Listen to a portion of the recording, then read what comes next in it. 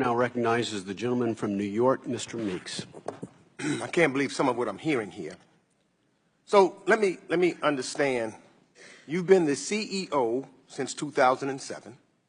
You've been the chair of the board and the CEO since 2010. Is that correct? That is correct, Congressman. And in the time that you have been that chair, I have a chart here that shows you've been penalized almost systematically every year since you have been in charge.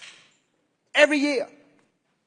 $1.2 billion in April of 16, $53 million in October of 15, $4 million in June of 15, another $24 million in January of 15, $5 million in September of 14. I mean, and I go on and on. $869 million in September 13, while you were the CEO, right?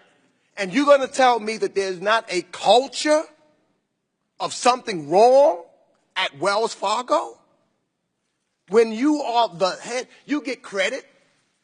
You get credit as CEO when you bring in all this money, because that's how you get your bonuses. Is that not correct? You get a bonus from your board because X amount of dollars come in. But yet, are you telling me that you don't have the responsibility of losing your position when you have a culture of being fined and costing the bank year after year, month after month? There's no responsibility. You can just stay to be the chairman and the CEO? Is that what you want us to believe? Congressman, that is not the case. I serve at the pleasure of the board. I'm willing, I've told you. Then the whole board needs to go if they're going to allow someone to be in charge when time after time. You just talked about you fired 5,300 employees. When you found out that they were doing something wrong, they were fired. Correct. Because they were doing something wrong. Well, something is going wrong at this bank, and you are the head of it. So shouldn't the board then turn from your own admission? If the buck stops with you, as you came out here and said, I apologize, the buck stopped with me, and you have to also admit that criminal activity was going on in your bank, then you should be fired because it stops with you.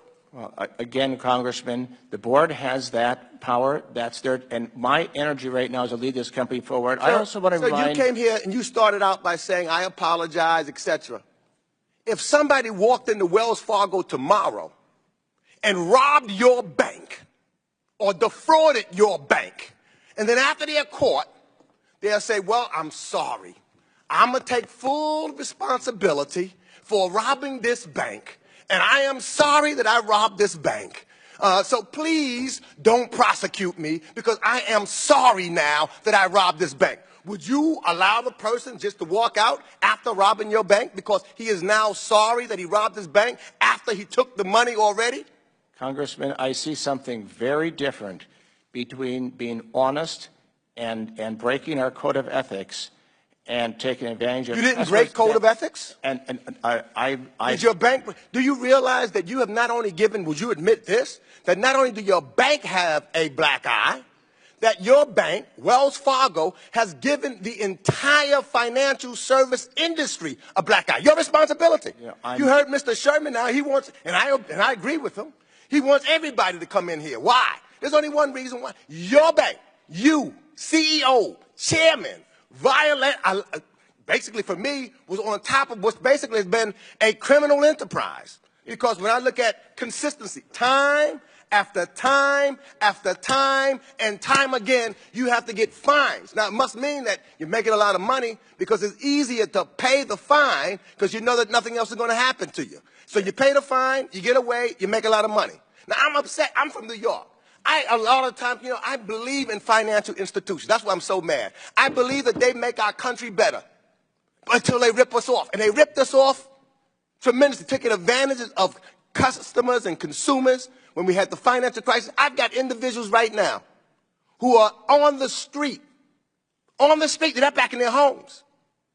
They had these fraudulent mortgages. Nobody has said, oh, I'm sorry that we gave you these fraudulent mortgages. We're going to put you back in your home, and we're going to make sure that everything is okay. No one has done that for them. You haven't volunteered to do that. Will Wells Fargo put people back in their homes? Congressman, if I could just respond for a second, please. There's no question we don't do everything right, and we've made mistakes. We're upping our game. So who should pay for it? If he doesn't do anything right, who's accountable for it? We're going to make it right for every one of our Your customers. VP made a $125 million bonus package.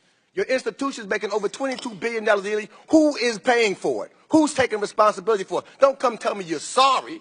We're taking care of every one of our customers who's impacted. Time of the gentleman has expired. The chair now recognizes